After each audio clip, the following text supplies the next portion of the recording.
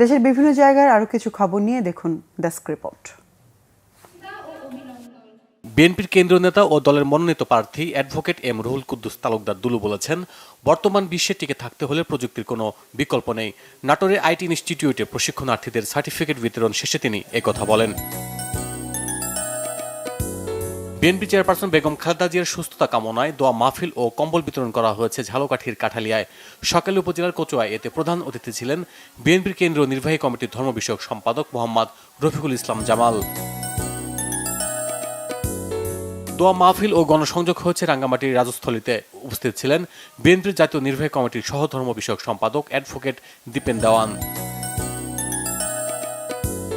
বেগম খালেদা জিয়ার সুস্থতা কামনায় দোয়া মাহফিল ও নির্বাচন সমাবেশ হয়েছে সাতক্ষীরায়। সদর উপজেলার ভোমরা স্থলবন্দর এলাকায় এতে প্রধান অতিথি ছিলেন সাতক্ষীরার 2 আসনে মনোনীত প্রার্থী মোহাম্মদ আব্দুর রউফ। বিএনপি চেয়ারপারসনের সুস্থতা কামনায় গণদোয়া হয়েছে খুলনায়। সকালে শহীদ হাদিস পার্কে এতে উপস্থিত ছিলেন বিএনপির নেতা নজরুল ইসলাম মঞ্জু সহ অন্যরা। বিএনপির ভারপ্রাপ্ত চেয়ারম্যান তারেক রহমানের পক্ষ থেকে মোংলায় নতুন ঘর উপহার পেয়েছেন এক অসহায় নারী। দুপুরে ঘরটি হস্তান্তর করেন জেলা বিএনপির যুগ্ম আহ্বায়ক লায়ন ডক্টর শেখ ফরিদুল ইসলাম।